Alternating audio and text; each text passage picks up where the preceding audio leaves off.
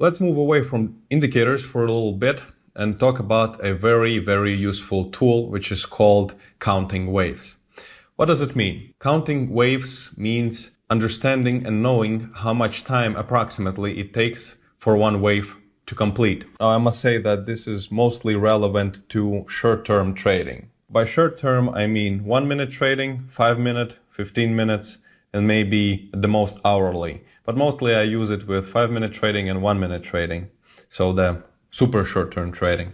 Now, here we have a 1 minute chart. And as you can see, we have many waves. Wave number 1, wave number 2, wave number 3, wave number 4. And each wave, it takes a certain period of time to complete.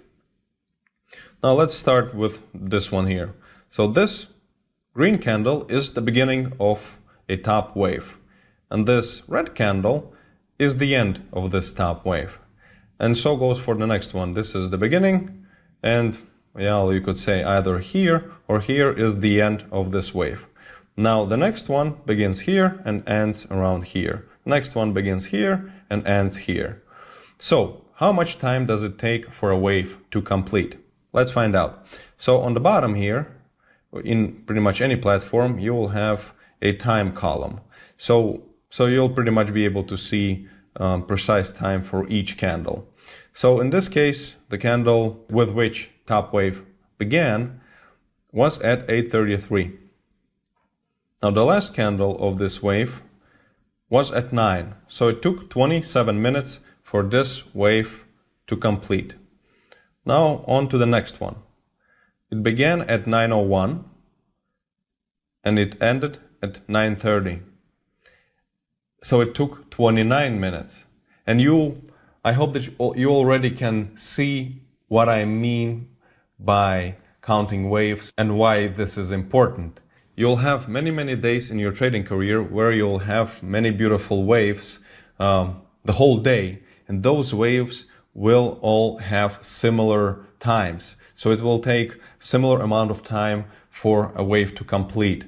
Now, as we can see here, it took around 30 minutes, 27 to be exact, to complete this wave, and it took 29 minutes to complete this one. So when we have, let's say, if we saw the beginning of a wave here, could we expect it to start going down and to be at the top of the wave, so around the top of the wave, in 10 minutes?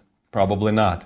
In 15 minutes, around here, 9:15, yes, we could. So from around this position here, we could start to expect a turn to go down, which it does, and it starts going down at 9:22. So in about 7 minutes after we started to expect a fall in price. Let's take a look at the next wave. It starts at 9:42 and it ends at 10:11. It takes, again, precisely 29 minutes. It is absolutely fascinating how this works. Now let's take a look at the next wave. It begins at 10:15 and ends at 10:43. So it takes it 28 minutes to complete. So look, we had 27 minutes, 29 minutes, 29 minutes, and 28 minutes. All of these waves took plus minus half an hour to complete. So why do we need all of this?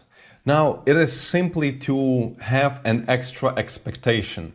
If you take a look at the market and you see nice forming waves that take roughly the same amount of time, this is an extra expectation for you. If you'll see a signal for either direction and you see that the wave just began or it hasn't completed yet, or the time period is strange, the time period is a little bit off, you will probably not take that signal. So this is pretty much teaching yourself to look at the market technically and actually forming expectations, even in terms of how much time does it take for a wave to complete. And the same goes for the 5-minute chart, the same goes for the hourly chart. You can always check and see how much time does it take for one wave to complete. Now, I must say that there are situations where those amounts of times that it takes for a wave to complete will be very different. Now, there are days where you will notice that the amount of time needed for a wave to complete is either shrinking or spreading.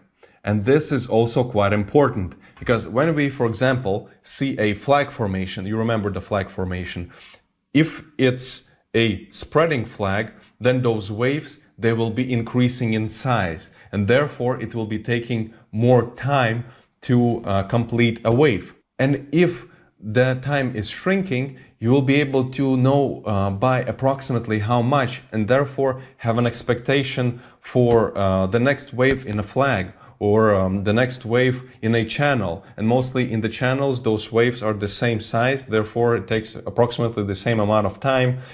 There you have it. Yet another simple but very powerful tool of controlling the market situation and understanding the price movement as it is happening.